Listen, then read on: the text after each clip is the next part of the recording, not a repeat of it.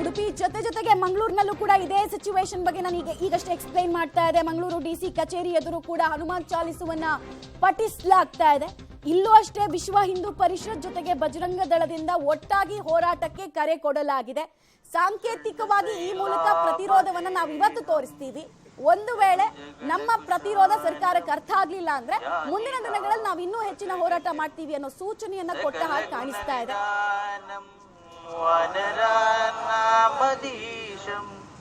ರಘುಪತಿ ಪ್ರಿಯ ಭಕ್ತಂ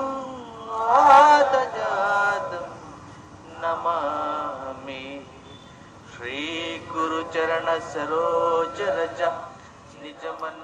ಹಿಂದೂ ಸಂಘಟನೆಗಳ ಸಂಘಟನಾತ್ಮಕ ಶಕ್ತಿ ಜಾಸ್ತಿ ಇರುವಂತಹ ಎರಡೂ ಜಿಲ್ಲೆಗಳಲ್ಲೂ ಕೂಡ ನಾವು ಇವತ್ತಿನ ಮಂಡ್ಯ ಇಶ್ಯೂಗೆ ಸಂಬಂಧಪಟ್ಟಂತೆ ಪ್ರತಿರೋಧ ಕಾಣ್ತಾ ಇರೋದನ್ನ ನೋಡ್ತಾ ಇದ್ದೀವಿ. ಆ ಪ್ರತಿರೋಧ ಡಿಸಿ ಕಚೇರಿಗಳ ಮುಂದೆ ವ್ಯಕ್ತ ಆಗ್ತಾ ಇದೆ.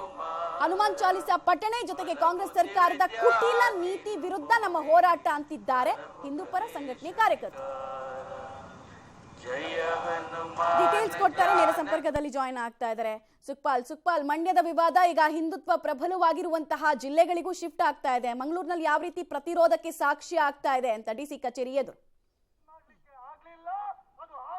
ಈ ಕೆರೆಗೋಡ್ನಲ್ಲಿ ಹನುಮ ಧ್ವಜವನ್ನು ಇಳಿಸಿರುವಂತಹ ಪ್ರಕರಣವನ್ನ ಖಂಡಿಸಿ ಜೊತೆಗೆ ಅದೇ ಸ್ಥಳದಲ್ಲಿ ಮತ್ತೆ ಧ್ವಜವನ್ನ ಸ್ಥಾಪನೆ ಮಾಡಬೇಕು ಅನ್ನುವಂತ ಹಿನ್ನೆಲೆಯಲ್ಲಿ ವಿಶ್ವ ಹಿಂದೂ ಪರಿಷತ್ ಮತ್ತೆ ಬಜರಂಗ ದಳ ಇವತ್ತು ಮಂಗಳೂರಿನ ತಾಲೂಕು ಕಚೇರಿ ಎದುರು ಪ್ರತಿಭಟನೆಯನ್ನು ಆರಂಭ ಮಾಡಿರುವಂತದ್ದು. ಇವತ್ತು ಇದೊಂದು ಶಾಂತಿಯುತವಾದ ಪ್ರತಿಭಟನೆ. ಮುಂದಿನ ದಿನಗಳಲ್ಲಿ ಈ ಒಂದು ಧ್ವಜವನ್ನ ಮತ್ತೆ ಮರುಸ್ಥಾಪನೆ ಮಾಡದೇ ಇದ್ರೆ ಹೆಚ್ಚಿನ ರೀತಿಯಾದಂತಹ ಹೋರಾಟ ಮಾಡಬೇಕಾಗುತ್ತೆ ಅನ್ನುವಂತ ಎಚ್ಚರವನ್ನ ಈ ಧರಣಿಯ ಮೂಲಕ ಕೊಡಲಾಗಿದೆ. ಮೊದಲಿಗೆ ಹನುಮಾನ್ ಚಾಲಿಸವನ್ನ ಪಠಣ ಮಾಡಲಾಗಿದೆ, ಆ ಬಳಿಕ ಈ ರೀತಿಯಾದಂತಹ ಹೋರಾಟವನ್ನ ಮಾಡಿರುವಂತದ್ದು. ಇದರ ಮೂಲಕ ರಾಜ್ಯ ಸರ್ಕಾರಕ್ಕೆ ಎಚ್ಚರಿಕೆಯನ್ನ ಕೊಡ್ತಾ ಇರುವಂತದ್ದು. ಮುಂದಿನ ದಿನಗಳಲ್ಲಿ ಹನುಮ ಧ್ವಜವನ್ನು ಅಲ್ಲೇ ಮರುಸ್ಥಾಪನೆ ಮಾಡಬೇಕು, ಮಾಡದೇ ಇದ್ರೆ ಉಗ್ರವಾದ ಹೋರಾಟವನ್ನ ಮಾಡಲಾಗುತ್ತೆ. ಜೊತೆಗೆ ಇವತ್ತು ಮಂಡ್ಯದ ಹಿಂದೂ ಬಾಂಧವರು ಯಾರಿದ್ದಾರೆ ಅವರಿಗೆ ಬೆಂಬಲ ಕೊಟ್ಟು ಈ ಒಂದು ಹೋರಾಟವನ್ನ ಆರಂಭ ಮಾಡಲಾಗಿದೆ.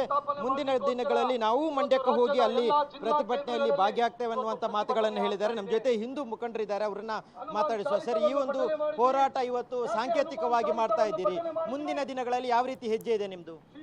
ನಾವು ಈಗಾಗಲೇ ಸರ್ಕಾರಕ್ಕೆ ಮನವಿಯನ್ನು ಕೊಟ್ಟಿದ್ದೇವೆ. ಇವತ್ತು ನಮ್ಮ ಬಜರಂಗ ದಳದ ವತಿಯಿಂದ ಇಡೀ ರಾಜ್ಯದಲ್ಲಿ ವಿಶೇಷವಾಗಿ ಮಂಡ್ಯದ ಆ ಕೆರೆಗೋಡು ಗ್ರಾಮದ ಹಿಂದೂಗಳು ಏನು ಹೋರಾಟವನ್ನು ಮಾಡ್ತಾರೆ ಅದಕ್ಕೆ ಬೆಂಬಲವಾಗಿ ದಕ್ಷಿಣ ಕನ್ನಡ ಜಿಲ್ಲೆಯಲ್ಲಿ ಕೂಡ ಬಜರಂಗ ದಳ ಅವರಿಗೆ ನಾವು ಬೆಂಬಲವನ್ನು ನೀಡ್ತಾ ಇದ್ದೇವೆ. ಇವತ್ತು ಕಾನೂನು ಪ್ರಕಾರ ನಮ್ಮ ಹೋರಾಟ ನಡೀತಾ ಇದೆ. ಹಾಗಾಗಿ ನಮ್ಮ ಬೇಡಿಕೆ ಕೂಡ ಇದೆ, ಏನು ನೀವು ಆ ಕೆರೆಗೋಡು ಗ್ರಾಮದಲ್ಲಿ ಹನುಮ ಧ್ವಜವನ್ನು ಇಳಿಸಿದ್ದೀರಾ ಅದನ್ನ ಗೌರವಯುತವಾಗಿ ಪುನರ್ಸ್ಥಾಪನೆ ಮಾಡಬೇಕು. ನಾವು ನಮ್ದು ಈ ದೇಶದ ಧ್ವಜದ ವಿರುದ್ಧ ಅಲ್ಲ, ನಾವು ನಮ್ಮ ರಾಷ್ಟ್ರ ಧ್ವಜವೂ ಬೇಕು, ಅದರೊಟ್ಟಿಗೆ ಹನುಮ ಧ್ವಜವ 40 ವರ್ಷದಿಂದ ಹಾರಾಟ ಆಗ್ತಾ ಇತ್ತು, ಅದನ್ನು ಪುನರಪಿ ಸ್ಥಾಪನೆ ಮಾಡಬೇಕು ಎನ್ನುವಂತ ಆಗ್ರಹವನ್ನು ನಾವು ಈ ಪ್ರತಿಭಟನೆಯಲ್ಲಿ ಮಾಡ್ತಾ ಇದ್ದೇವೆ. ಬೇಡಿಕೆಗಳನ್ನ ಸರ್ಕಾರ ಈಡೇರಿಸದಿದ್ರೆ, ಮುಂದೆ ಅಲ್ಲಿ ಹನುಮ ಧ್ವಜವನ್ನ ಸ್ಥಾಪನೆ ಮಾಡದಿದ್ರೆ ಮುಂದೆ ಯಾವ ರೀತಿ ಹೋರಾಟ ಆಗುತ್ತೆ? ಮತ್ತೆ ಸಂಘ ಪರಿವಾರದ ಒಂದು ಬಲಿಷ್ಠ ಜಿಲ್ಲೆ ಆಗಿರೋದ್ರಿಂದ ನಿಮ್ಮ ಬೆಂಬಲ ಅಲ್ಲಿ ಯಾವ ರೀತಿ ಇರುತ್ತೆ?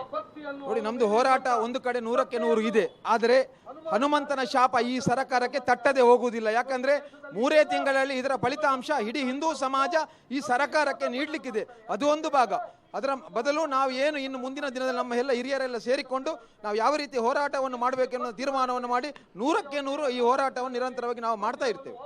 ಇಲ್ಲಿಂದ ಮಂಡ್ಯದ ಹಿಂದೂಗಳಿಗೆ ಬೆಂಬಲವಾಗಿ ಇಲ್ಲಿಂದ ಏನಾದರೂ ಹೋಗಿ ಅಲ್ಲಿ ಪ್ರತಿಭಟನೆ ಮಾಡುವಂತದ್ದು, ಮುಂದಿನ ದಿನಗಳಲ್ಲಿ ಇದನ್ನ ಉಗ್ರವಾಗಿ ಕೊಂಡೋಗುವಂತ ಪ್ರಯತ್ನಗಳಾಗ್ತಾ ಇದೆಯಾ?